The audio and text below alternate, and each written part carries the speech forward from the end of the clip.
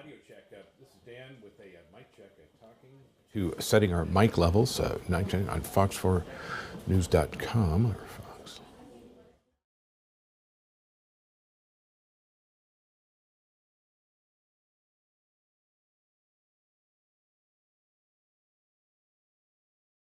Newsroom. We are awaiting a news conference this morning from the chief of the Dallas ISD Police Department. The word is there will be new information on the school shooting at Wilmer-Hutchins High School on Tuesday afternoon. The press conference was scheduled to begin at 11 a.m., so we expect the proceeding to get underway any moment. 17-year-old Tracy Haynes is being held at the Dallas County Jail on a $600,000 bond. Police say he shot several students inside Wilmer-Hutchins High in southeast Dallas. Dallas investigators confirmed 4 students were wounded in the shooting. 2 are still recovering in the hospital.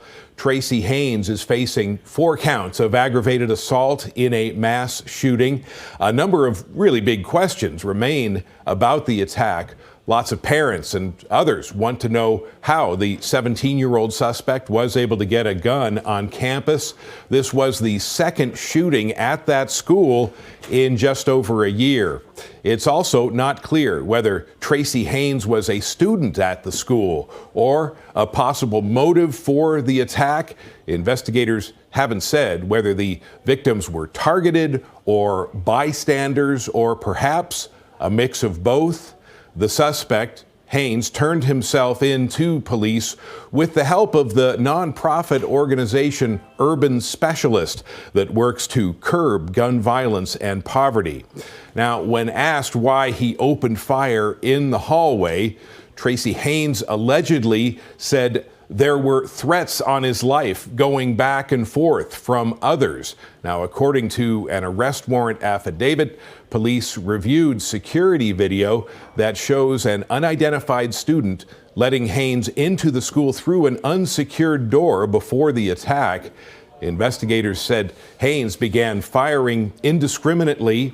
He then allegedly approached one student who wasn't able to run and appeared to take a point-blank shot. Haynes fled the school after the shooting and was able to get a ride to Red Oak from a reportedly unsuspecting bystander. So again, there is a lot of information that has been released about this attack at Wilmer-Hutchins High School.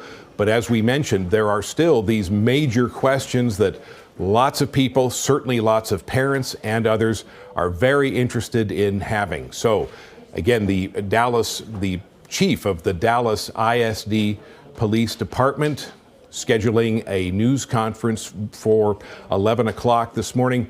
We're not sure who else may be appearing at this news conference, but it is set to get underway any moment, we believe. Again, what we are looking for and hoping to get is more information about that shooting that happened Tuesday afternoon at Wilmer-Hutchins High School in southeast Dallas. Again, total of 4 people were injured in that attack. 2 have been released from the hospital. The suspect, Tracy Haynes, 17 years old, turned himself in to authorities after the attack. But again, there's a lot of information that we are still very anxious, and lots of other folks, as we mentioned, are very anxious to acquire and find out about, including whether the suspect is a student at Wilmer-Hutchins High School, and how, perhaps most importantly, how he was able to get a gun inside the school. And again, there are still these questions about what motivated this attack that really caused, of course, needless to say, a great deal of fear and trauma among lots of students as there we're getting at prepared to start Wilmer-Hutchins this High. press conference. First, thank you for attending. I just wanted to briefly make an introduction in spelling so that way we can move forward with our press event. Today you'll have the pleasure of speaking with Chief Albert Martinez, Chief of Dallas ISD Police. That spelling is Albert, the traditional way, A-L-B-E-R-T, Martinez, Martinez. Again, Chief of Police for the Dallas Independent School District's Police Department. And then following that, after an update, we will provide an opportunity for questions, and we know that there are some questions that you all have. We will allot a few minutes for that, and then at the conclusion of that, we will wrap and end this particular briefing opportunity. So thank you so much, and I'll turn it over to our Chief of Police, Albert Martinez. Thank you.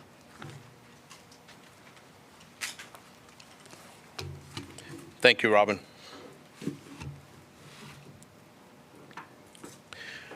I want to thank everyone for their patience and understanding as we prepare to provide information on the shooting that happened at our Wilmer-Hutchins High School.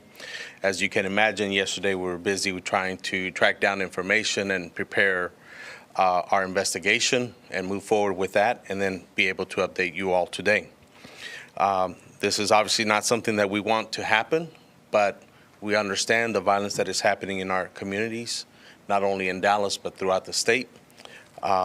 First of all, I'd like to take a moment and thank the Dallas Independent School District Police, our men and women who were there and did everything they needed to do to get inside that school. The Dallas Police Department, the Texas Department of Public Safety, DART Police, Dallas County Sheriff's Office, the Hutchins Police Department, the Dallas Fire Rescue, the ATF, the FBI, Dallas Constable's Office, and the Dallas County Marshal's Office. The Dallas Independent School District Police is the lead investigative agency in this shooting.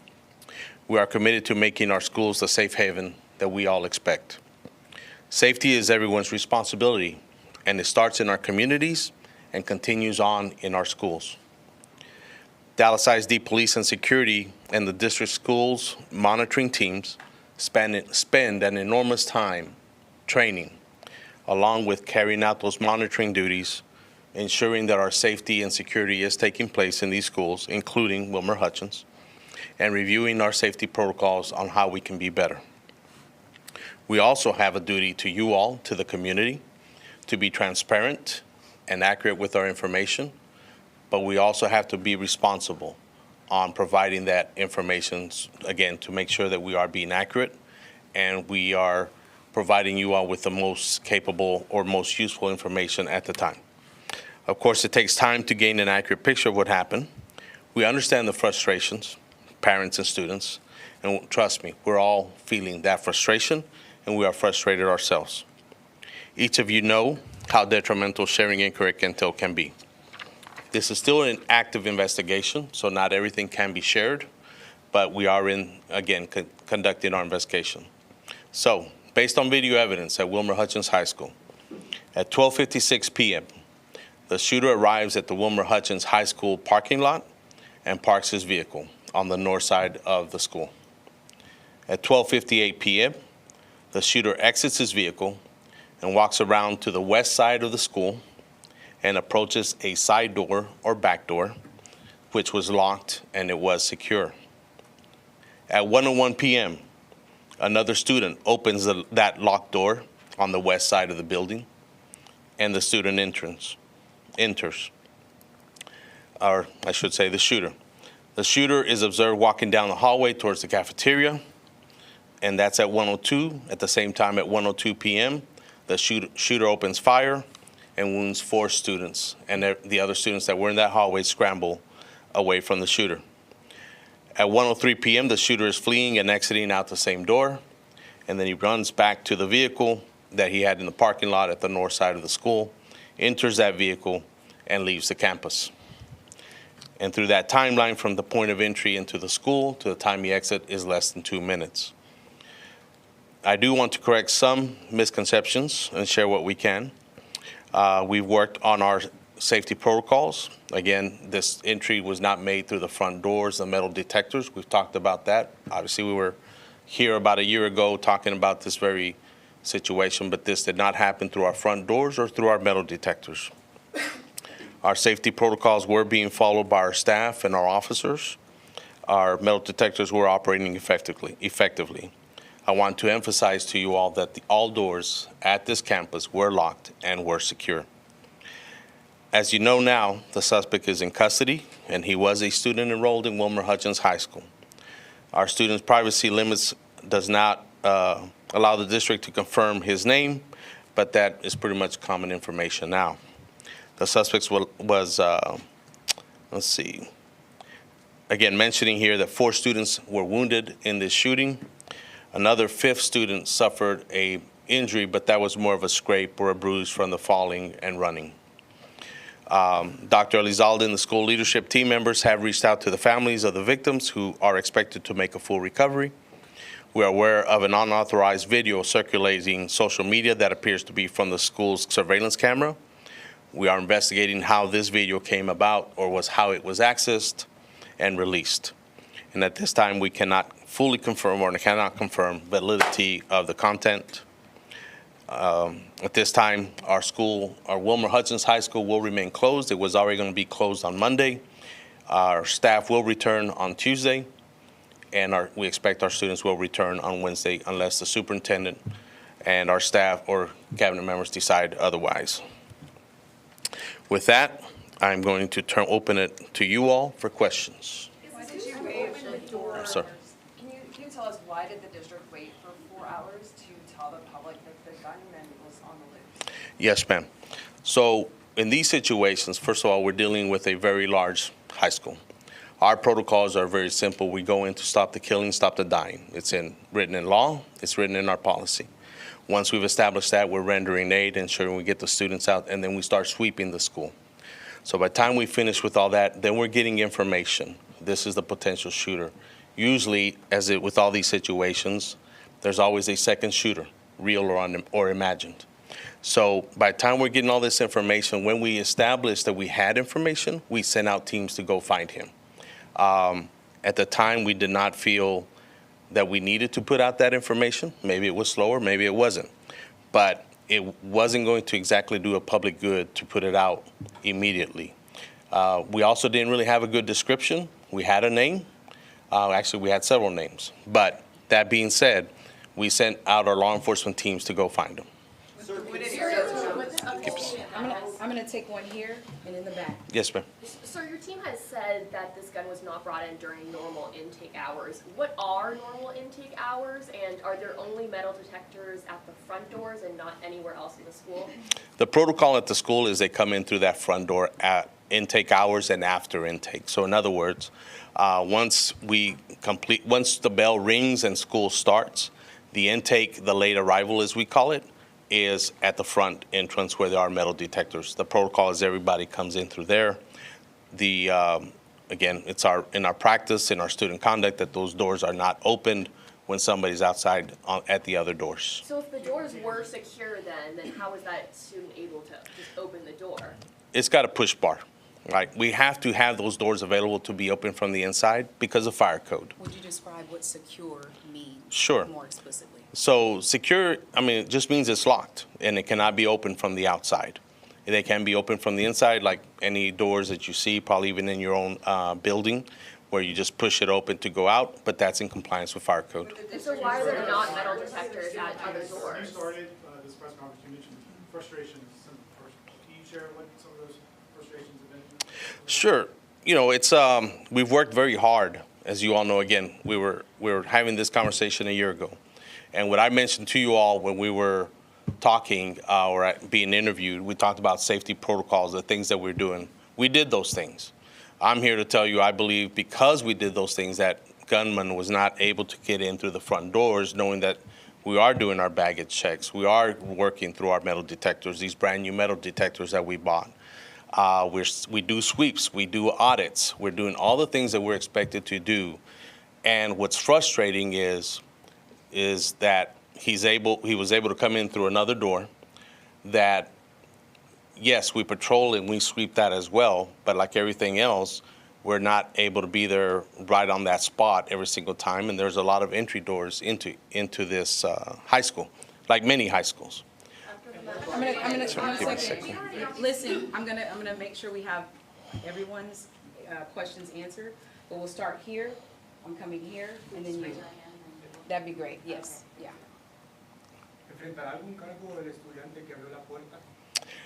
Ahorita para ese estudiante que abrió la puerta, vamos a hacer las policies del distrito. en esa persona, pero también vamos a buscar a ver si hay cargos criminales. Pero ya lo So, identificaron, ¿saben quién es? mándeme. ¿Ya lo identificaron? ¿Quién fue? Sí, señor. Yes. So what they asked was, is the student that opened the door facing criminal charges? That student did violate code of conduct of our handbook, so he will face administrative penalties. But that is also incorporated in our criminal investigation, and we'll determine if there will be criminal charges. Right here, back there, green shirt. You mentioned we were here a year ago talking about an incident at this same high school, and the superintendent said we're going to do everything to make sure this doesn't happen again. Now that it has, what would you say to parents who don't trust their students will be safe at this school? Well, first of all, we recognize that feeling. We understand. But second, we've been working on these protocols continuously. It's not ever stale, right? What you will see different is as we continue through the school year is more police and security. We're increasing staffing. We're also adding school leadership. But in the meantime, that's the front end. We want them to be assured that we are keeping it safe. But at the same time, we're going back to the drawing board and what else can we do through technology, through personnel, through our procedures and our processes of how do we enhance this. Plus, the other part is we have a large student body there. How do we incorporate them better in the safety and security? I'll give you an example. We just recognized the fourth grader 10 days ago or maybe 2 weeks ago for recognizing at another school that somebody was trying to come in through the back door. A fourth grader recognizing this person shouldn't be allowed in and goes tells an adult. Here we have somebody much older, and I get it, it's the teenage ways of thinking, but we have to keep emphasizing that we're all responsible for that safety. I'm gonna go right here. I'm going right here, and then green shirt. Mándeme. Están nerviosos de enviar a sus hijos a clases. Algunos dicen que no quieren regresar el miércoles. ¿Usted puede garantizar que la seguridad en las escuelas del Distrito Escolar de Dallas es la adecuada? Y doctora, una pregunta para usted también. Padres de familia indicaron que no fueron notificados de lo que ocurría en la escuela. ¿Cuál es el protocolo de notificación para los padres? Yeah, so sí, vamos a garantir que vamos a estar ahí y proteger la escuela. Porque ahorita estamos en el medio de testing y queremos que sepan los padres y los estudiantes que van a estar, la seguridad está ahí. Como le digo, ahorita estamos haciendo todo lo que podemos antes de esto y también ahorita y después. Green. Yeah, we've obviously already invested in metal detectors. This is another instance similar to one where shooters are getting in through side doors. I mean, how do we prevent this from happening? This could have been a lot worse. Absolutely. I can tell you that there are metal detectors there, but we don't allow intake there, right? We've even talked about putting sensors on the doors. Can you remove the handles from the outside of the doors? But there's a fire code, and that's a balance. And we run into that with DFR inspections to ensure that there's an ability, if we have a fire alarm happen or an actual fire, they have to be able to get out. We can't go back to the days of chaining those doors and nobody can get out, nobody can get in. And that's the balance that we're facing. After Santa Fe, I'm gonna go right here. We've already gotten to you. I'll get here and white, and we'll Yes, try ma'am. to circle back. Yeah, after last year's shooting, Superintendent Elizalde pointed out the vulnerabilities of the many doors in the school, and so that you would work with the school to identify those and conduct an after-action review. What were the results of that review? And did anything change? Well, again, those doors remain locked. I can tell you, without getting way too deep into it for safety and security, our maintenance staff conduct sweeps of those doors to ensure they're locked. We actually get penalties from the state, or at least through their audits, if they find that a door is not closing properly. Our police and security conduct those sweeps as well. Our staff are constantly monitoring those doors. We have outside patrols when we have our patrol officers coming through. So those protocols are in place. And then now again, can we be there 24/7? No, we cannot, or through the entire school day.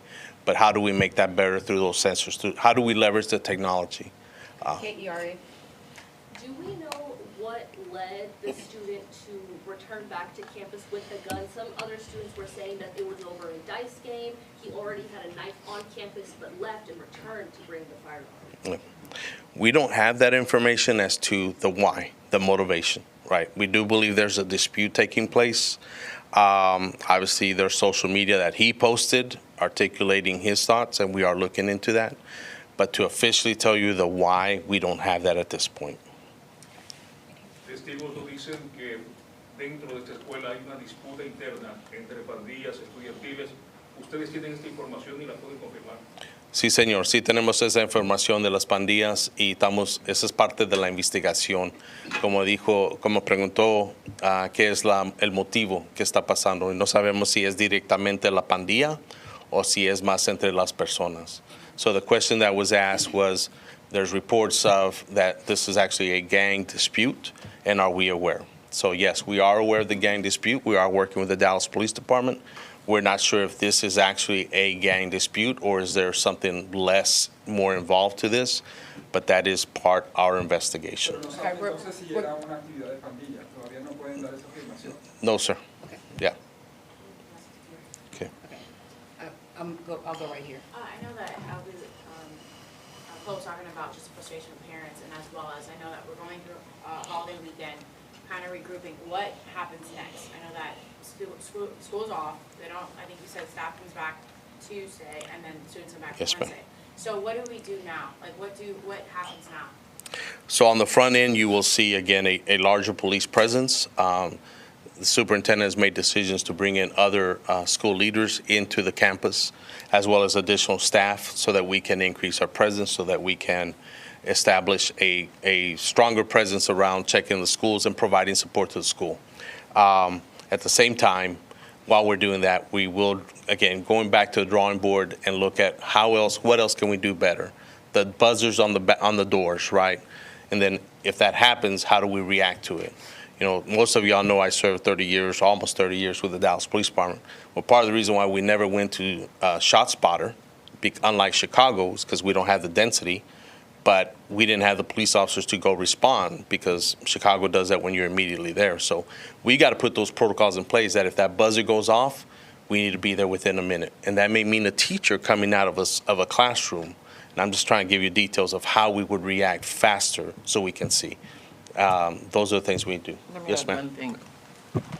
And so with regard to like immediately, like today, our support departments are gathering together with regard to what do we need to do also to support staff when they're returning on Tuesday. And so everyone from both on the school leadership side, from our mental health side, we will absolutely have additional staff members. Our chief of police alluded to the number of doors, and I don't remember off the top of my head the number of doors, but there are, you know, because you'll have one entrance. I know you all have all the angles, you know, like one entrance has 8 side-by-side doors, right? But when we collectively yesterday at our first debrief with all the team members, there are actually 13 entrances, if you will, with the multiple doors. So we will be putting 13 additional staff members from now until the end of the school year at each of those entrances, so that I can guarantee that another student cannot open one of these doors from the inside and let anyone unauthorized in. So that's one of the things that we'll be doing. But we also want, the staff needs to be a part of that conversation, needs to be a part of helping us. So I just want to make sure that I made that clear. And we'll go back to some others. Sí, como sabemos que era un estudiante que dejó una puerta que estaba cerrada, how do I say locked, really? Con llave, y lo abrió de adentro. Hay 13 lugares, hay muchas más puertas, pero hay 13 lugares donde alguien puede entrar al edificio. Vamos a poner personas del Distrito Central. Del resto del año voy a poner 13 personas en cada uno de esos lugares para que de este momento en adelante un estudiante u otra persona no puede dejar que una persona entre de afuera. Eso le puedo garantizar que eso no va a poder pasar para el resto del año. I'm going to go Larry.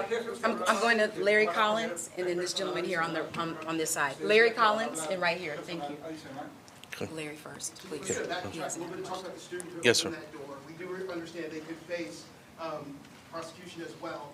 But where are you in identifying that student? Has that student been identified? Have they been interviewed? What can you tell us about that process? The student that opened the door specifically has been identified through school leadership. Our detectives are actually reaching out today, if they haven't already, to conduct an interview. I have this gentleman here, and then we'll go to Lori. Okay. Just to clarify, police presence will be increased, is that permanent or just next week? Do we know the kind of weapon, and what was the timeline for him being inside? Yes, sir. So we'll be there through the rest of the school year. Again, this is to put that presence forward, and then we'll circle back and see how else we can do better, right? We are waiting on the state funding, as you all are aware, and our superintendent's been very active in that. In and out, 2 minutes, less than 2 minutes. And the weapon for what we received yesterday was a .40 caliber weapon. Lo- No, ma'am. Lori, and then here and here. A couple questions. Were the students that were hit targeted, or does it appear to be random? I won't get into the details of that, but we do believe he went in there specifically targeting an individual, and that's as deep as we'll go with that. And do you know at this time if the student who opened the door, was he just trying to, oh, somebody's out, did he know, was he an accomplice? Right. That's what we're investigating. How deep is the culpability there? Yes, ma'am. Sir, after last year's incident, you did an after-action review. Did that after-action review identify these 13 entrances around the school as a potential vulnerability, and did you take action then about this? We did, in that we were very aware that there's multiple doors. You know, you look at all our schools, right? Any high school or middle school, everybody has a lot of doors. What we consider, again, was doing the constant sweeps and checking the doors, making sure that they remain locked. We recognize that we cannot be posted at those doors or those different sets of doors all the time. But now with this incident, we go back and say, okay, what else can we do? That's our responsibility to our students and to our faculty and to our community. Will you add, though, that what we did do is we have cameras at each Yes. of those? Yeah, so we did upgrade our cameras. Thank you, Superintendent. We did upgrade our cameras, and we also have a security operations center that we also use to help us in these incidences or to monitor. And that's because of last year, of the last incident, you upgraded the cameras there? Yes, yeah, well, part of that in the bond package, and that has helped us tremendously because it's got artificial intelligence in it as well, like most cameras nowadays. Right here? Yes, ma'am. Sir, do you know where the suspected shooter got the gun, and will his parents face any repercussions? If the investigation reveals that they have some type of culpability to providing that weapon, they will face charges, but we do not know where that weapon came from. Jefe Martínez, ¿qué sigue Mándeme. ahora? ¿Qué medidas adicionales se van a tomar en esta preparatoria? ¿Y este estudiante fue precisamente a buscar a otro estudiante para declararle o qué ha mostrado la investigación?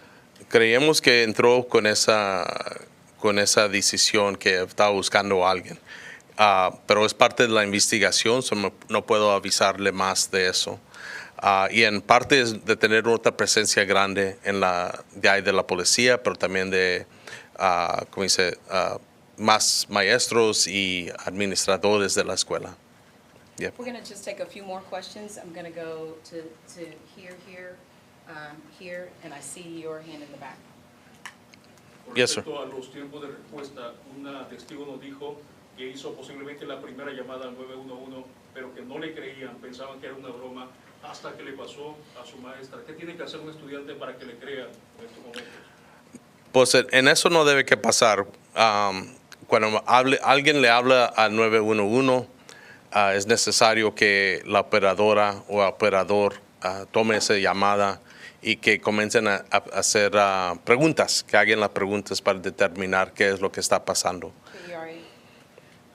So some students were also saying that the clear backpack protocol and other things aren't being followed. Sometimes when they go to the metal detectors, they're not actually looking in their backpacks. And again, have we confirmed that the student already had a knife on him when he came to school? We cannot confirm that. This is the first that I've heard of that, but we will be looking into it, and we'll, again, review our videos and see. What about the students saying that the clear backpack and other protocols aren't being followed? that's being looked at as well, but that will be an administrative process. Right here. So are you confirming that the student was already at the school earlier in the day? I cannot confirm that. No, ma'am. We'll have to review the video to see if he was actually there. Okay, we're this gentleman here, and we'll, 3 more questions, and that's it right here, and we'll close out. In your professional opinion, was this preventable? It's a good question. I don't know that it was preventable. When somebody puts their mind to it and we're doing everything that we can, I mean, it's probably best preventable that that door wasn't opened. Again, student may not have any criminal culpability in it, right? But that's why we have it in the student code of conduct and such. Sometimes when there's a will, there's a way, but it's our job to try to defeat that, you know. Yes, sir. Chief, follow up that same question, asked a different way. Is there anything unique about Wilmer-Hutchins High School where what happened on Tuesday could be applicable to any school across a larger district that you may have to look at? No, but again, David, as you know, I've served almost those 30 years with Dallas Police Department. Our community there goes through a lot, and this is our obligation to them, to protect them, to safeguard, to make it a safe haven. I mean, there's a lot of good students there, really. The programs that are offered there, the college career, military readiness, so many of those students are there just for an education and to elevate themselves, just like we want, and we want for our own children. And that's our obligation. That's what we're focused on. And those bad few apples, or those few bad apples, it's our job to be surgical and precise, but our mental health programs are robust. And that's really where the fight is. It's in that mental health and the socioeconomic services that we provide, along with other entities. That's how we prevent school shootings. We got to connect. You know, one of the theories out there, or maybe it's reality, the way we prevent school shootings is by having a student that can connect to at least one person, whether it's a teacher, a police officer, another student, a football team member, or a chess club member, anything, so that they feel connected. And that's where the bottom line is for us, not just the law enforcement side, but through our school leadership and police department. What's unique about this police department compared to Dallas Police, where I served, was so we have an opportunity to do much more, and that's what we've been working on. We're gonna do this last question here. Yes, sir. Chief, in the immediate aftermath, we talked to students who said that their teachers leapt into action immediately, locking doors, telling them to hide in the corner, and saying that they would stand in front of their students if the gunman came into their classroom. Absolutely. What do you think hearing that, and are teachers trained to do that? Yes, sir. We go through that training every year. We talk about it. We have the Raptor alert. We have all these protocols. That is key, because in a real sense, they are the first responder, right? I mean, we did have a police officer on campus and a public safety officer, and they have a job to do. But our teachers, as you said, will do everything they can. Again, we have amazing teachers, amazing staff, but they are part of that front line, and it's our obligation to them to not only keep them safe, but to train them when things like this happen. Let me just say some closing words. This is, certainly all the questions you all are asking. I hope you all recognize those are the very same questions that we ask ourselves. And it is absolutely tragic when the students, overwhelming majority of our students who show up every day at this school, are working so that one day maybe they can be who you are. So they can be a reporter, so they can be a teacher, so they can be a fireman, a police officer. And our students, there are some students who are dealing with a lot of things outside of the school. And we also know that it is still our responsibility to do our very best. Those doors, I just need to reiterate, those doors by law have to be able to be opened from the inside, because you all would be right back here if some other tragedy occurs and those doors were not able to be opened and kids and adults needed to exit. So while there are certainly many things that, again, we will go back and we will look, this is an instance where someone had something they were intent on doing. While we can't give specifics, what appears to be clear is that this was not random in terms of the intent. And again, the culpability of the other individual that created the vulnerability is still under investigation. And so our law enforcement will take that lead. Our teachers, I also heard from our students, from our parents, and how the teachers immediately did their protocols, put the doors on lock, put the kids behind their desks, and stood in front. Those teachers did all of that to ensure that all of the students were safe, and that puts themselves at risk. So there is nothing that a district member wishes we could figure out. If we knew exactly how to solve this problem, we would solve it. It's going to take all of us. And yes, there are absolutely things we could do better. Please note that the first thing that we did was ensure that the kids that were injured were rendered aid immediately, and that we were sweeping the school to ensure that the shooter was no longer there. Was it only one shooter? It's very, very complex. And we appreciate your all's patience. We want to give accurate information. We want to be transparent. You all have experienced with other recent events what happens when information gets out that isn't accurate. And so it's very, very challenging to try to get as much information to you as possible. And this is a very, very heavy feeling for everyone, but I also want us to remember it cannot be heavier for any of us than it is for our families, for our students, and for the staff of that school. They have endured. And so we're going to put additional staff members there, from central office staff members to additional police presence. And I want to reiterate, since there are 13 different avenues of multiple doors, we will have staff that will be there for the last 23 school days throughout the entire day. It's not just going to be when the students arrive. They will be there the entire time that the school is in session, so that this one vulnerability that we now see, we can do something about that from now until the end of the school year. And we also know it's something we're going to have to consider, that the entire state, the entire country has to consider at every single school, because Wilmer-Hutchins is not unique in terms of how many doors you have. So thank you very much. Thank you. At this time, we won't take any further questions. We're going to wrap, but we appreciate you for coming out, and thank you again for your patience and understanding. Feel free to reach out to our team members who, if you have additional questions, will be standing by to help provide clarity as needed. Thank you so much.